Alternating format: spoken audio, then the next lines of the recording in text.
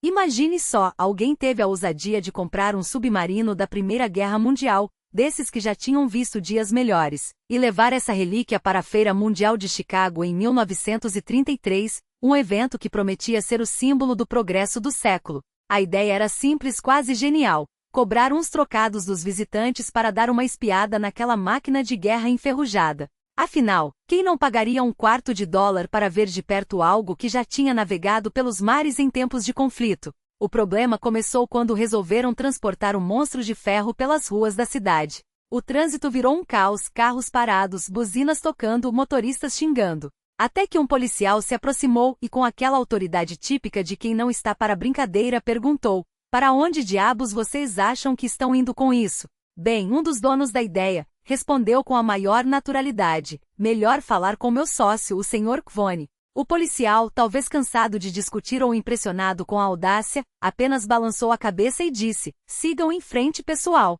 E assim, entre olhares incrédulos e risadas abafadas, o submarino continuou sua marcha triunfal pelas avenidas de Chicago. Anos depois, Léo Simon, o outro sócio, faleceu. Ben Rosner, fiel ao acordo que tinham, continuou repassando metade dos lucros para a viúva, uma mulher que já nadava em dinheiro. Ela era a primogênita de uma família que, depois de 9 filhas seguidas, finalmente teve um menino, ou seria o 10º filho? Os detalhes se perdem, mas o fato é que ela não precisava daqueles cheques. Ainda assim, Ben manteve a palavra, até que a viúva começou a criticá-lo. Foi então que ele decidiu que era a hora de encerrar aquele capítulo. Chamou seu advogado, Will Finner, e juntos arquitetaram uma saída: comprar a parte dela.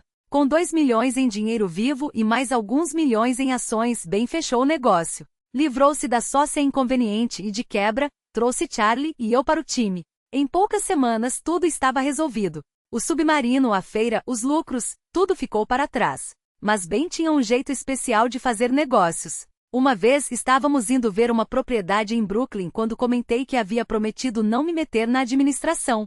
Ele me interrompeu com um sorriso e disse: "Obrigado, Warren."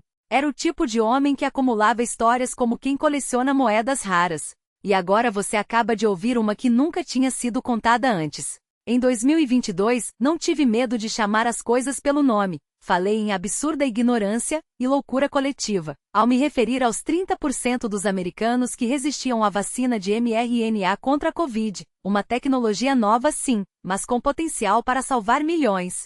Hoje reafirmo cada palavra. A ciência não é questão de opinião, é questão de sobrevivência. Mas vamos mudar de assunto. As tensões entre Estados Unidos e China são um desserviço para ambos os lados. Não há vencedores nessa Guerra Fria 2.0, só perdedores. A lógica é simples: o comércio livre beneficia a todos. Veja o exemplo da Apple. Ao se associar à China como fornecedora, a empresa cresceu, gerou empregos e inovou. O mesmo deveria valer para as relações entre países.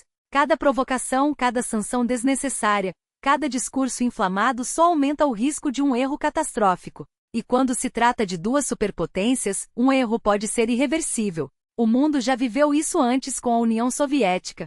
A doutrina da destruição mútua garantida manteve a paz, mas quase nos levou ao abismo durante a crise dos mísseis em Cuba. Agora, o jogo é outro: pandemias, ciberataques, mudanças climáticas. Não podemos nos dar ao luxo de repetir os mesmos erros. Líderes precisam entender que a competição não pode se transformar em confronto. É como dirigir em direção a um precipício. Em algum momento, alguém precisa pisar no freio. O problema é que, em vez de diplomacia, o que vemos são discursos inflamados, medidas autoritárias e uma população que muitas vezes não entende a gravidade do que está em jogo. Desde 1945, o mundo tem tropeçado em crises nucleares, e agora enfrentamos novos desafios. A pergunta é: vamos aprender com a história, ou repetir os mesmos erros? A resposta deveria ser óbvia. Mas o arsenal de ameaças cresceu muito além do que já vivemos. Hoje temos mais ferramentas de destruição do que o mundo jamais suportou, e é urgente que China e Estados Unidos compreendam as regras desse jogo. Não se trata de recuar, mas de reconhecer que a competição não precisa ser sinônimo de colapso. Ambos podem e devem prosperar. Essa é a visão que precisa prevalecer, a de que a China pode se tornar uma nação ainda mais forte, assim como os Estados Unidos, e que esses caminhos não são excludentes, mas complementares. O futuro das próximas décadas depende disso. Os líderes de ambos os países têm a responsabilidade de evitar que a retórica inflamada tome o lugar da razão. Não há espaço para jogadas irresponsáveis ou promessas vazias. O que está em jogo é a estabilidade que nos manteve seguros desde 1945, um equilíbrio frágil, mas que ainda pode ser preservado. A questão é, vamos deixar que ele se quebre ou faremos o necessário para fortalecê-lo? A escolha é nossa, e o tempo para agir é agora.